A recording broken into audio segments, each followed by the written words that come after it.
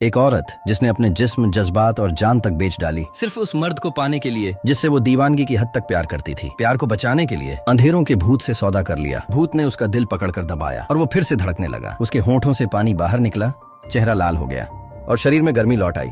वो जिंदा हो चुकी थी। पिछली बार गोगोली ने भूत को हराया, लेकिन इस लड़ाई में उसने अपनी जान गंवा दी। उसका करीबी डॉक्टर गहरे दुख में डूब गया, यहाँ तक कि कुछ दिन पहले ही मिले साथी ने भी अपनी बेटी से कहा, गोगोली अच्छा इंसान था, लोगों की बातों पर मत जाना। पर छोटी बच्ची ने गुस्से में कहा, नहीं, वो मरा नहीं है, और रोते रोते वहां से भाग गई। इधर पुलिस अफसर लाओ बाई ने सबको यकीन दिलाया कि 7 लड़कियों की मौत का असली जिम्मेदार गोगोली ही है, क्योंकि लड़कियों को छुपाकर रखने की बात वही जानता था। अब जबकि गोगोली मर चुका था, लाओ बाई ने हुक्म दिया, उसकी लाश को जल्दी से दफना दो। लेकिन डॉक्टर ने पुलिस का आदेश मानने से इनकार कर दिया। वो अपने दोस्त की बॉडी को चीरना नहीं चाहता था।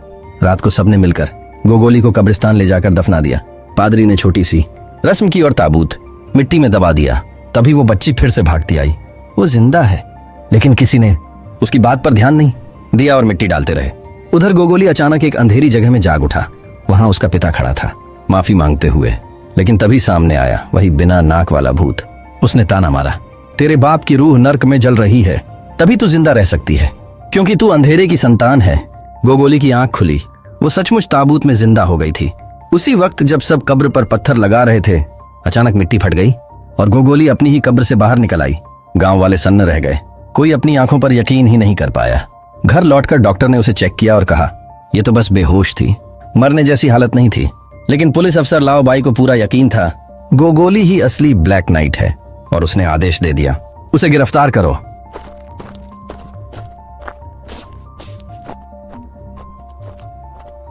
पुलिस थाने में लौटते ही गोगोली का वफादार नौकर भी अपने मालिक का बचाव करने लगा, मगर उसे भी पिंजरे में बंद कर दिया गया। गोगोली ने पुलिस अफसर लाओ बाई से पूछा, तुम क्यों मुझे ही गुनहगार मानते हो? लाओ बाई बोला, लड़कियों को छिपाने का प्लान तुमने ही सुझाया था और पता सिर्फ हमें ही मालूम था। अब सब मारी गई तो दोषी भी तुम ही हो। गोगोली को अचानक याद आया, उसने एक बार ये बात शिवमयी के पति को भी बताई थी। उसने कहा, असल में वही काला भूत है और अगला निशाना शिवमयी होगी। लेकिन लाओ बाई को लगा कि गोगोली बस किसी और की बीवी पर नजर डाले बैठा है और झूठा इल्जाम लगा रहा है। वो बिना सुने बाहर चला गया। इधर नदी किनारे शिवफांग सोच में डूबी थी। तभी अचानक शिवमयी का पति उसके सामने आ खड़ा हुआ। फांग हैरान थी, मैं तो भूत हूँ, ये मुझे देख कैसे पा रहा है? मगर वो शख्स हंसते हुए बोला, मेरे साथ सौदा करो, मैं तुम्हें फिर से जिंदा कर दूंगा। गोगोली भी तुमसे मोहब्बत करने लगेगा और तुम दोनों यहाँ से दूर चले जाओगे। गोगोली और शिवमयी का रिश्ता सोचकर फांग हिचकिचाई। लेकिन उस आदमी ने कहा, शिवमयी की फिक्र मत करो। इतने बड़े लालच के आगे फांग ने आखिरकार हामी भर दी। उधर नौकर बड़बड़ाते हुए अनजाने में कह बैठा, गोगोली का ये पहला पुनर्जन्म नहीं है। गोगोली ने झट से पूछ लिया, मतलब क्या है? नौकर बोला, जब तुम पैदा हुए थे तब तुम सांस भी नहीं ले रहे थे। तब एक अनजान आदमी ने तुम्हें बचाया था, फिर वो कभी नजर नहीं आया। उधर लाओ बाई और उसके साथी शराब खाने पहुंचे। लंबे चेहरे वाला अफसर हैरान था, गोगोली तो हमेशा केस सुलझाने में सबसे आगे रहता था, फिर वो गुनहगार कैसे हो सकता है? लाओ बाई ने कहा, अच्छे शिकारी अक्सर खुद को शिकार जैसा दिखाते हैं। इतने में देखा गांव वाले हथियार लेकर थाने की तरफ बढ़ रहे थे। भीड़ ने हमला कर दिया। सब चिल्ला रहे थे, कातिल को जलाकर मारो। गोगोली को बांधकर लकड़ियों के ढेर पर रखा गया। आग जलाई गई, लपटें तेज होने लगीं। लाओ भाई और बाकी पुलिस वाले भी बेकाबू भीड़ के हाथों में थे। गोगोली बीच आग में फंस गया। तभी उसका साथी हुजी दौड़ता आया, रुको, लेकिन पीछे से किसी ने वार कर दिया। हुजी बेहोश होकर गिर पड़ा। छोटी बच्ची ने आग की लपटें देखी, उसने मंत्र पढ़ना शुरू कर दिया। आसमान पर काले बादल छा गए, गर्जन तड़पन के साथ बारिश बरसी और आग बुझ गई। गांव वाले आग से गोगोली को जला न पाए तो उन्होंने तय किया कि उसे फांसी पर चढ़ाएंगे। छोटी बच्ची बेहोश होकर डॉक्टर की बाहों में गिर गई। फांसी का फंदा तैयार हुआ। गोगोली की आंखों के सामने अचानक उस मरे हुए जांच अधिकारी दाशान का चेहरा आ गया। तभी फंदा लटकाने वाला आगे बढ़ा, लेकिन तभी धाए उसकी टांग में गोली लगी। सब हैरान रह गए। गोली चलाने वाला कोई और नहीं बल्कि दाशान ही था, जो सबको मरा हुआ लगा था। उसने बंदूक तानी और धमकाया, गोगोली को छोड़ दो वरना सबको साइबेरिया भेज दूंगा। उसकी दहाड़ सुनकर गांव वाले डर के मारे भाग खड़े हुए। फिर सराय इनमें दाशान ने बताया कि वो कैसे जिंदा है। दरअसल काले भूत से लड़ाई में उस पर भारी बीम गिरी थी, वो बस बेहोश हुआ था। लोगों ने समझा कि मर चुका है। वो बोला, काला भूत हमेशा त्योहार पर ही कत्ल करता है और अगला निशाना शिवमयी है। लाओ बाई बोला, अगला त्योहार तो 3 दिन बाद है, हमारे पास तैयारी का समय है। दाशान ने सिर हिलाया, नहीं, कुछ पुराने त्योहार लोग भूल चुके हैं, लेकिन वो आज भी मौजूद है और आज ही ऐसा एक भुला हुआ त्योहार है। मतलब वो आज रात ही हमला करेगा, दाशान ने कहा। ये डिब्बा मत देखो, असल राज तो इसके हैंडल में है। उसी वक्त गुफा के पत्थर के मंच पर शिव फांग लेटी थी। वो सपने देख रही थी कि कैसे जिंदा होकर गोगोली संग खुशहाल जीवन जिएगी। लेकिन तभी अंधेरा भूत आया। उसने उसका दिल पकड़कर दबाया। धक धक दिल धड़कने लगा। शिव फांग के मुंह से पानी बह निकला। चेहरे पर लालिमा और शरीर में गर्माहट लौट आई। गोगोली और उसके साथी हवेली पहुंचे। शिवमयी कहीं नहीं मिली। अचानक गोगोली की नजर चिमनी पर पड़ी। उसने धीरे से उसे घुमाया। चिमनी की आग बुझ गई। धुएं का गुब्बार उठा और नीचे छिपी गुफा का रास्ता खुल गया। अंधेरे में उन्होंने देखा शिवफांग लेटी हुई है। तभी शिवमयी का पति बंदूक लेकर सामने आ खड़ा हुआ। उसने गरज कर कहा, भाग जाओ यहां से। लेकिन लाओबाई ने देर न की, एक ही गोली से उसे गिरा दिया। हैरान था, इतना खतरनाक भूत एक ही गोली से खत्म। तभी शिवफांग का शरीर कांप उठा। वो खुशी से मुस्कुराई, मैं फिर से जिंदा हूं। लेकिन तभी पीछे से असली काला भूत आया। उसने छुरा घोंपकर शिवफांग का गला काट दिया। फिर उसके सीने पर एक और वार किया। उसका सारा खून सोख लिया। एक तेज आंधी चली और काले भूत की असली शक्ल सामने आई। वो कोई और नहीं बल्कि शिवमयी थी। गोगोली हैरान रह गया, तुमने ऐसा क्यों किया? शिवमयी कुछ कहने ही वाली थी कि तभी दशान ने पीछे से उसके गले में सांप वाला छल्ला डाल दिया। छन्न से उसकी सारी ताकत गायब हो गई। लाओबाई ने झटपट उसे बांध दिया। दशान बोला, ये कोई साधारण छल्ला नहीं, ये सांप का रिंग है। जिसके गले में पड़ जाए उसकी सारी जादुई शक्ति खत्म। वो बिल्कुल इंसान जैसा हो जाता है। उन्होंने शिवमयी को हवेली के हॉल में लापटका। दशान ने गोगोली और लाओबाई को आदेश दिया, शिवफांग की लाश बाहर ले जाओ। गांव से लोगों को भी बुलाओ। मैं अकेले इस औरत से पूछताछ करूंगा। इधर छोटी बच्ची होश में आई। पापा, गोगोली अभी जिंदा है ना? पिता ने कहा। हाँ। बेटी मुस्कुराई, क्योंकि मैंने जादू से उसे बचा लिया। लेकिन ये सुनकर पिता अगबबूला हो गया। उसने गुड़िया को तोड़ दिया। बेटी डरकर सिसक उठी। डॉक्टर ने जल्दी से उन्हें बाहर ले जाया। अब हवेली में बस दशान और शिवमयी बचे। मैंने तो सोचा था काला भूत तुम्हारा पति है। शिवमयी हंस पड़ी। वो आदमी, वो तो बस मेरा नौकर था। मुझसे मोहब्बत करता था, इसलिए मेरी हर बात मानता रहा। सोच रहे हो मैं काला भूत कैसे बनी? 100 साल से भी पहले की बात है। शिवमयी और उसकी बहन शियोदामयी दोनों तलवारबाजी में एक दूसरे की हमराज थीं। अक्सर दमयी ही जीतती थी। एक दिन उनके पिता ने पूरे कबीले को लेकर पुलिस सेनाओं से लड़ने का ऐलान किया।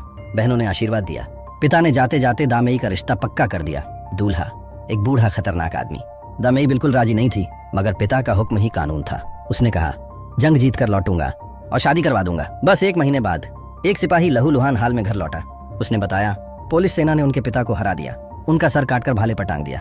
पुलिस सेना का मुखिया कोई साधारण इंसान नहीं बल्कि एक जादूगर था, जिसे मारना असंभव था। ये सुनकर माँ ने कहा, चलो अभी का अभी घर छोड़ दो। लेकिन शिवमयी जिद पर अड़ी रही, नहीं, हम भागेंगे नहीं, हम अपने पिता का बदला लेंगे। बहनों को याद आया, पिता ने कहा था जंगल में एक बूढ़ी डायन रहती है, वही मदद कर सकती है। डायन ने झोंपड़ी से एक सांप का छल्ला निकाला और बोली, इसे उस जादूगर की गर्दन में डाल दो, उसकी सारी शक्ति खत्म हो जाएगी। शिवमयी उसे लेने ही वाली थी कि डायन ने चेतावनी दी, तेरे दिल में बदले की आग बहुत गहरी है। अगर तूने जबरदस्ती ये रास्ता चुना तो इसकी भारी कीमत चुकानी पड़ेगी। बदले की आग और ऊपर वाले का कोप। लेकिन शिवमयी किसी भी चेतावनी को अनसुना कर चुकी थी। दोनों बहनें पुलिस कैंप के बाहर पहुंची। सीधा हमला करना नामुमकिन था। शिवमयी को पता चला कि दुश्मन का सरदार औरतों का शौकीन है, तो उसने अपनी बहन दमयी को चारा बनाया। रात के अंधेरे में दोनों चुपके से दीवार फांद कर कैंप में दाखिल हुई।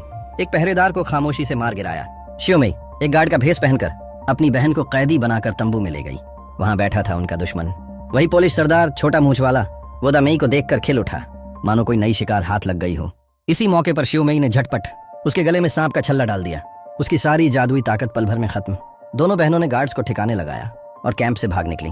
अब उनका इरादा था उस सरदार को गांव ले जाकर 5 घोड़ों से टुकड़े टुकड़े करवाना, मगर पीछा करने का डर था, इसलिए वे लगातार चलते रहे। रात को एक पहाड़ी किनारे डेरा डाला। शिवमयी सो गई, लेकिन दमयी के दिल में हलचल मच चुकी थी। सरदार भी चालाक था। मैंने बहुत जिया है, अब ये जिंदगी बोझ बन चुकी है। तेरे बाप को मारना मजबूरी थी, लेकिन तू सबसे खूबसूरत औरत है जिसे मैंने कभी देखा। मरने से पहले बस एक बार मुझे चूम ले। दमयी पिघलने लगी, मगर तभी शिवमयी जाग गई। उसने तुरंत बहन को रोक दिया, मत भूल, ये हमारी बर्बादी की जड़ है। सुबह होते ही सरदार ने फिर जाल बिछाया। छल्ला उतार दो, हम दोनों भाग चलते हैं, हमेशा के लिए साथ। शिवमयी ने गुस्से में उसे रोक लिया। दोनों बहनों में तलवारें टकराईं। हमेशा जीतने वाली दमयी इस बार भी भारी पड़ी। उसने शिवमयी को निहत्था कर दिया और जैसे ही तलवार घुमाई उसका पैर फिसला और वो गहरी खाई में गिर पड़ी। शिवमयी ने सरदार की तरफ देखा। उसकी वजह से उसका बाप और अब उसकी बहन दोनों मर गए थे। उसने तलवार उठाई और एक ही वार में उसका सिर काट डाला। लेकिन ये क्या? कटा हुआ सर बोलने लगा, तू अब साधारण मौत नहीं मर सकती। हर 30 साल में तुझे 12 लड़कियों की बलि लेनी होगी, उनमें से एक को जरूर मरना पड़ेगा। अगर तूने ऐसा नहीं किया तो तू खुद मर जाएगी। तेरी आंखों के सामने नर्क का दरवाजा खुल जाएगा और तेरा अंत सबसे डरावना होगा। शाप खत्म होते ही काली धुआं की लहरें उस सरदार के मुंह से निकलीं और सीधी शिवमयी के जिस्म में समा गईं। धुआं छोड़ते ही वो खुद बदल चुकी थी, डरावनी ब्लैक नाइट में। इधर गोगोली और लाओबाई लाश उठाकर बाहर निकले। दोनों सोचने लगे, हमने भी इस केस में जान लगाई है तो हमें भी हक है सच जानने का। और बिना किसी को बताए पीछे के दरवाजे से हवेली में घुस गए। उधर गांव की शराब खाने में लंबे मुंह वाला नौकर औरत से शिकायत कर रहा था। वही औरत जिसने पहले ही सराय की मालकिन की जगह ले ली थी। वो लगातार उसे शराब पिलाती रही और चालाकी से बातें निकालती रही। आखिरकार पता चला पुलिस वाले एक ब्लैक नाइट को पकड़ने जा रहे हैं और वो कोई और नहीं बल्कि शिवमयी का पति है, जो गोगोली और शिवमयी की नजदीकियों से जलता था। लेकिन तभी उस औरत ने अचानक उसका हाथ पकड़ लिया। बस और मत पीना। उसके अंदाजे से साफ था ये औरत कोई आम इंसान नहीं थी। उधर दाढ़ी वाले और डॉक्टर घर लौटे तो बेटी गायब थी। बस टूटा फूटा गुड़िया का जाल पड़ा था। घबराकर उन्होंने लोगों को ढूंढने भेजा। आखिरकार वो बच्ची जंगल में मिली। उसके चारों तरफ कौवे मंडरा रहे थे। असल में वो इसीलिए डरी हुई थी कि कहीं बाप को पता न चल जाए कि वो जादूगरनी है। बाप ने उसे गले लगाया, तू चाहे जैसी भी हो, मेरे लिए तू हमेशा मेरी गुड़िया है। उसने उसकी टूटी गुड़िया भी ठीक करके लौटा दी। बच्ची बोली, गोगोली और लाओबाई खतरे में हैं। सब लोग तुरंत हवेली की तरफ दौड़ पड़े। इधर दशान ने भी सच्चाई जोड़ ली। हर 30 साल बाद 12 लोग एक जैसी मौत मरते हैं और 13वां पुनर्जीवित होता है। 30 साल पहले भी एक लड़का कुछ मिनट सांसें रुकने के बाद जिंदा हुआ था, लेकिन जल्द ही मारा गया। 60 साल पहले भी यही हुआ। एक बूढ़ी औरत बची, फिर मारी गई। मतलब ये सिलसिला तीसरी बार दोहराया जा रहा है। और गोगोली भी पुनर्जीवित इंसान है, इसीलिए उसे चारा बनाकर ब्लैक नाइट को पकड़ना ही असली योजना थी। गोगोली और लाओबाई छिपकर सब सुन रहे थे, लेकिन दशान को हैरानी हुई। शिवमयी ने गोगोली को नहीं मारा, बल्कि एक और को जिंदा करके फिर मार डाला। शिवमयी ने खुद माना, पहले उसका निशाना गोगोली था, लेकिन फिर उसे उससे प्यार हो गया और उसी प्यार ने उसकी राह बदल दी। अब वो दशान के ताने सुनना नहीं चाहती थी। उसने कहा, मुझे तुरंत सेंट पीटर्सबर्ग ले चलो। मगर दशान के इरादे कुछ और थे।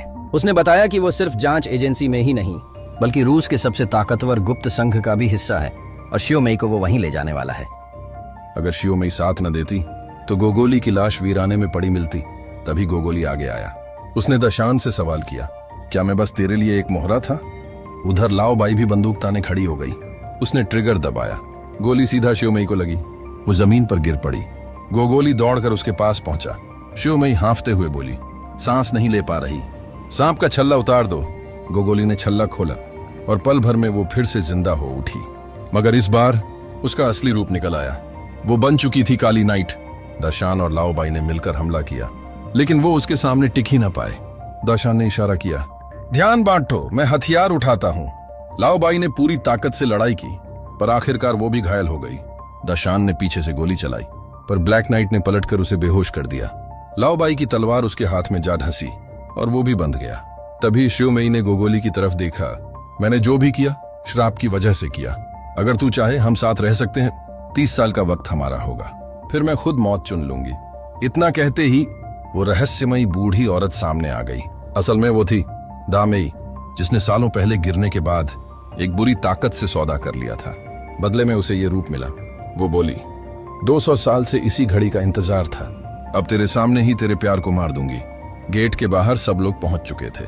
छोटी लड़की भी भीतर आई और दरवाजा बंद कर लिया। दामेई ने तिरछी नजर से गोगोली पर वार किया। लाओबाई ने तलवार उठाई, लेकिन उसका वार पिघल गया। टूटी तलवार उसी के सीने में धंस गई। गोगोली को भी खींचकर जख्मी कर दिया गया। अपनों को गिरता देख शिवमयी ने गोगोली में जान डालने की कोशिश की, पर अगले ही पल दामेई ने उसका सिर धड़ से अलग कर दिया। गोगोली पर लाश गिर पड़ी। दामेई विजयी नजरों से उसकी ओर बढ़ी। तभी छोटी बच्ची ने हाथ उठाया। उसकी गुड़िया अचानक जल उठी और सीधी दामेई पर टूट पड़ी। गोगोली ने मौका देखा, सांप का छल्ला उठाकर दामेई के गले में डाल दिया। उसकी सारी ताकत छिन गई। दशान होश में आकर बोला, शाबाश गोगोली, कम से कम एक अमर राक्षस पकड़ तो लिया। आखिरकार दामेई को कैद कर सेंट पीटर्सबर्ग ले जाया गया।